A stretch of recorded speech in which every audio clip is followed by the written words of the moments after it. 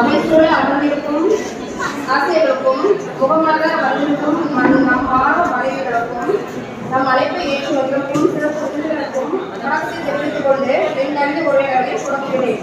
ஓடி விளையாடு பாப்பா, நீ ஒன்றுக்கு லாபம் பாப்பா, ஓடி விளையாடு பாப்பா, என் ஒரு குழந்தை வையாதே பாப்பா. நாளை முழுக்க நல்ல காலை எழுந்தோடு படிப்பு இது கல்வி கொடுத்து நல்ல பாட்டு நாளை முழுக்க விளையாட்டு பழக்கப்படுத்திக் கொண்டு பாப்பா என்ற பாப்பா நீ பாடலை மனதில் பதித்தகின்ற இந்த பள்ளியிலா அச்சமுள்ள என்பதை இந்த வாய்ப்பு அச்சமுள்ள என்பதையும் இந்த பாடல் மூலமாக பயம் இல்லை, உலகம் எதிர்த்தாலும் அவமானப்படுத்தினாலும் இருக்கிற நிலைமை வந்தாலும் பயமில்லை என்ற பாரதியின் பாடலை நாம் படித்ததும் இன்று மனிதனே வீரத்தை எதிர்கொண்டு எழுதுவதும் இந்த பள்ளிதான். நாம் பள்ளிக்கு தாமதமாக வந்த நாட்களை ஒற்றி போட்டதும் அறிவாளியும் இன்னும் கூட மனதிற்கு போகவில்லை.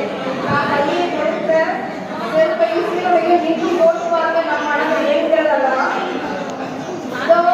அதோ அந்த நிலையில் நடந்து செல்லும் போது நாம் படித்த ஒரு செய்யல என்று எட்டி பார்க்கும் அளவுக்கு நமக்கு இன்னும் ஆசிரியர்கள்தான் செய்கிறது.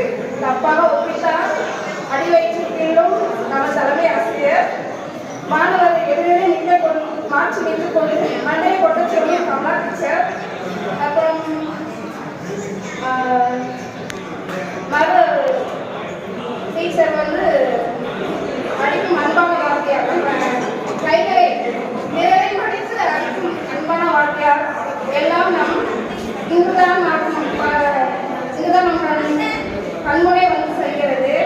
சனிக்கிழமை கலர் ட்ரெஸ்ஸு, வீட்டு பேர் என்று கேட்கும் வெற்றியும் சட்டம், அப்புறம் இந்த ஜன்னல் வழியாக ஏதோ இந்த ஜன்னல் வழியாக வரும் நாம் பசிக்கின்ற நேரத்தில் இந்த ஜன்னல் வழியாக வரும் தாளிக்கும் ஓசை, இடைவெளி நேரத்தில் வட்ட மாங்காய் மற்றும் தண்ணீர் பழம், மாங்காய் பத்தை என்று வரிசையாக நடித்து வைத்திருக்கும் நம்மளோட பாட்டியம்மாக்கள் என்று எல்லாமே நினைவில் இருக்கும். வாரம் ஒரு நாள் முட்டை கட்டி கொடுத்து குண்டாவில் அடிவரும் சோற்று மணக்கும் வாசனை என்ற நம்மளுடைய